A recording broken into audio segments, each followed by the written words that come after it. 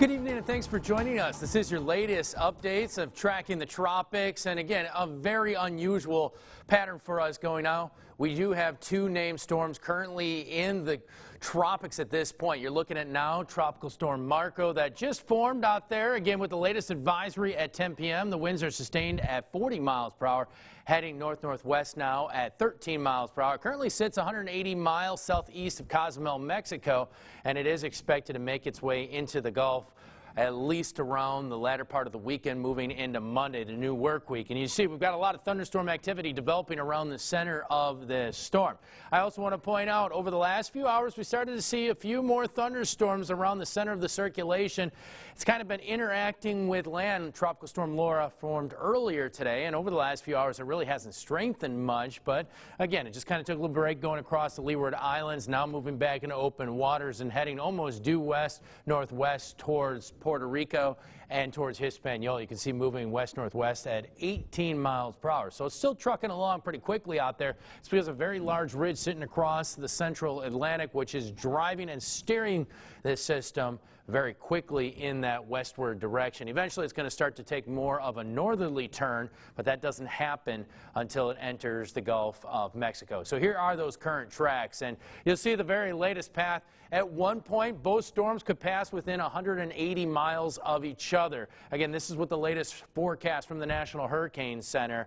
Now, the difference here is we're looking at a Category 1, maybe a very strong one at some point before moving inland somewhere around Louisiana. It looks like current landfall could be sometime late on Wednesday near the mouth of the Mississippi. Now, again, that could shift a few miles towards the west. We're starting to see a lot more models lean that way as the system starts to kind of wrap around that ridge before upper-level steering winds drive it back towards the northeast. We're also keeping an eye on Marco now, which remains a tropical storm, very strong. Potential for a very small window that it could reach hurricane strength now and then make its way, and I would say probably now and weaken before making landfall somewhere just around Corpus Christi or just a little bit north of there, between there and Galveston. So again, that's the latest track. So this one came back a little bit to the east, and this one shifted just a hair, just a small hair to the west. So as you notice the current tracks, obviously forecast models, a lot of uncertainty, and that really is going to be the key in the coming days.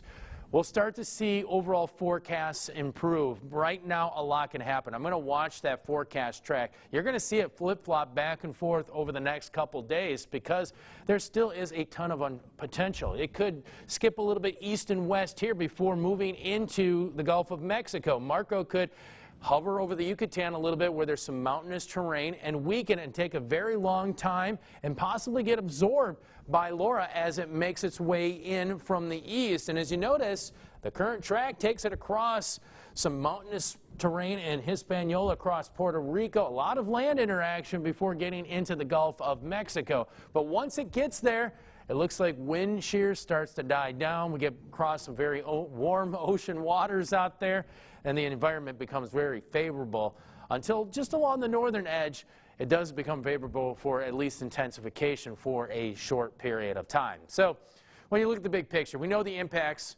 The main one is going to be rainfall. We know we're going to get some rainfall. As to how much, that we do not know quite yet. It all depends on the size of these systems, how quickly they're moving, where the rain bands actually set up. That is going to be the potential difference maker out there as we move forward. So we're going to have to watch a lot of that as those systems move into the Gulf of Mexico and then start driving northward.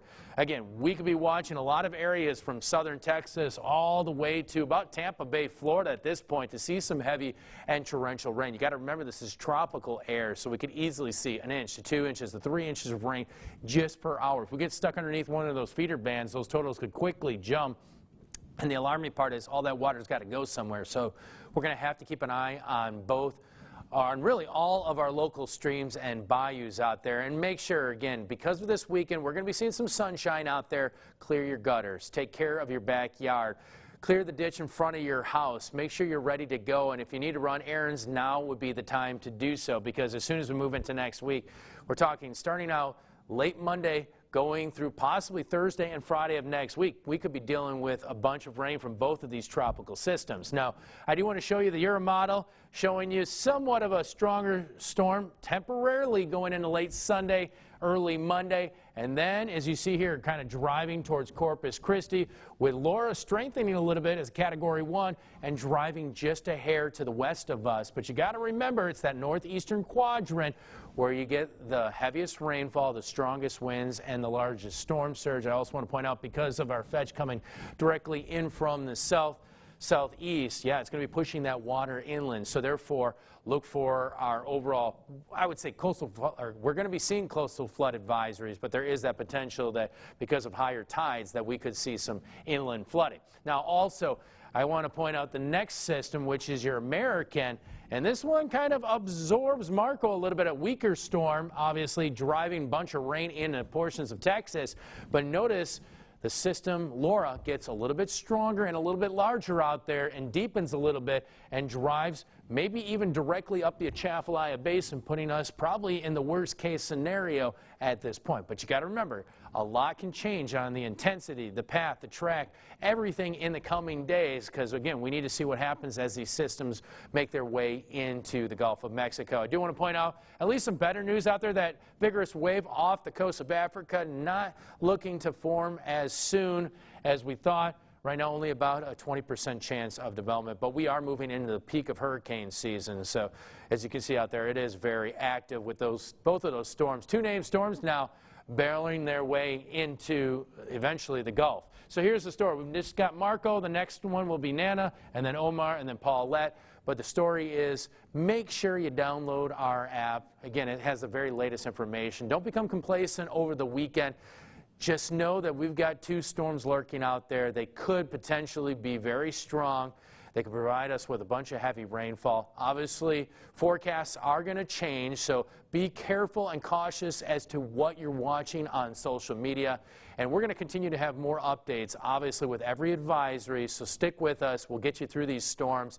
Also, more shows. We're going to be here throughout the entire weekend. We'll be on Fox. Jasmine will be here. We'll be updating both stories on Sunday, and then obviously early next week as the storms get a little bit closer to our coastline. So stay safe and have a game plan and just be ready to put it into action. Thank you.